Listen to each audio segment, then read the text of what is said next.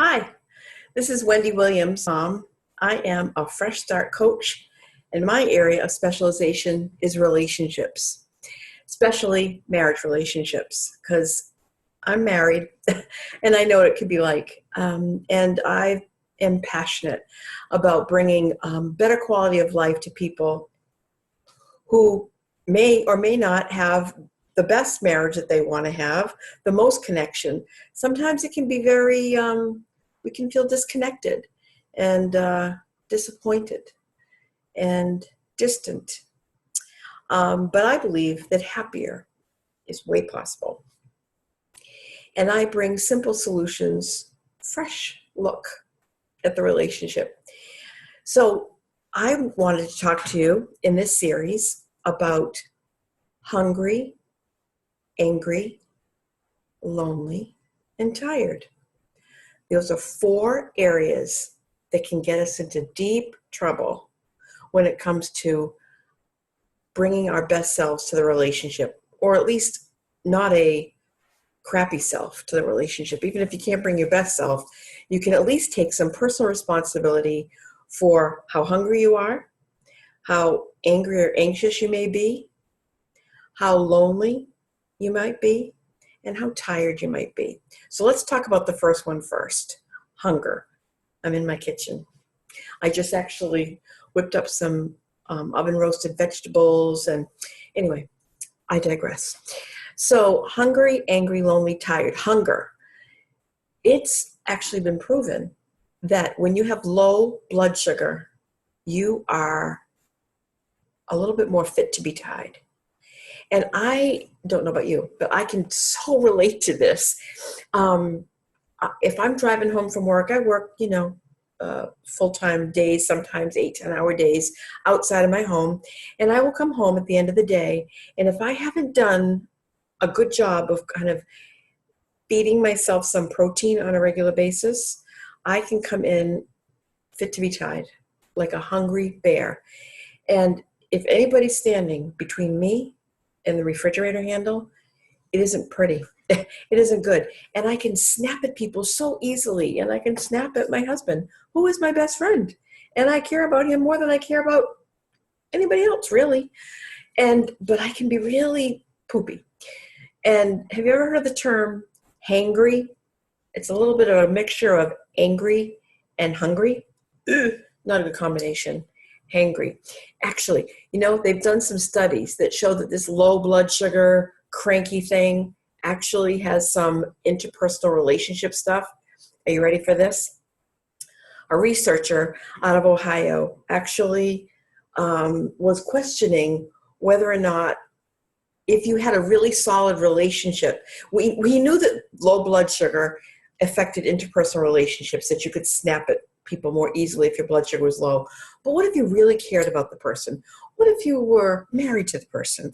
So he actually had 107 couples go home with, are you ready for this? I don't have an actual one, but a voodoo doll. He actually gave them a human-shaped, I guess a male doll or female doll, whatever, to the person. He taught them how to draw their blood sugar and test their blood sugar. And every night before they went to bed, they were to evaluate in their heads how mad they were or how angry they were or how frustrated they were with their spouse. And they were to, yeah, you get it, put pins into the voodoo doll, into the doll. Voodoo might be a bit strong, but you understand. But that was the concept, was, the more pins meant the more angry you were. So people were very conscious of the fact that the more pins they put in the doll, the angrier they were, or the more frustrated they were. You probably guessed this by now. Yeah. The more pins in the doll, the lower the blood sugar. Yeah. So people who had a normal blood sugar or a good blood sugar reading were half as likely to be angry or put in a lot of pins to their doll. So it really, really does have an impact. So I'm all about personal responsibility in the relationship and not always looking to say, cast blame, but actually taking a step back and sitting and thinking, like, what can I do? How can I bring the best Wendy, my case, to the relationship? How can I you can bring the best you to the relationship? So I encourage you, take stock of how hungry you are, and know your body, know your physiology, what you need. For me, I know it's protein. I can't think if I don't have protein on a regular basis. I just can't. So making sure that I have something in the car, a handful of almonds or something like that in the car on the way, just before I'm going to really spend time with anybody, but we're talking about relationships here with my guy, I'm going to make sure that I am at least not ready to chew my own hands off because I'm so hungry. Another interesting tidbit, Dr. John Gray talks about this. One of my favorite folks when it comes to relationship work is Dr. John Gray of the infamous Men Are From Mars, Women Are From Venus. And he says to the men in his books and his writing, he says, if the woman you're with says, you're driving around, maybe on a Sunday drive or going out shop, something, you're together, and the woman says, I wonder where there might be a good restaurant around here. He says to the guy, do everything you possibly can to drive that woman quickly to get some food. Because if she's already saying, wonder where there's a good restaurant, or are you hungry, honey? If those kind of words are coming out of a woman's mouth, go directly and get her some food, because it's going to deteriorate from there. And I don't know if you can relate to that, but I certainly can relate to that the relationship quality can get turned down really fast, really quickly if I am hungry. So a couple of tidbits there. So take responsibility, check in, and show up to your relationships well-fed. And if you're not well-fed, say, I'll be back in a few minutes.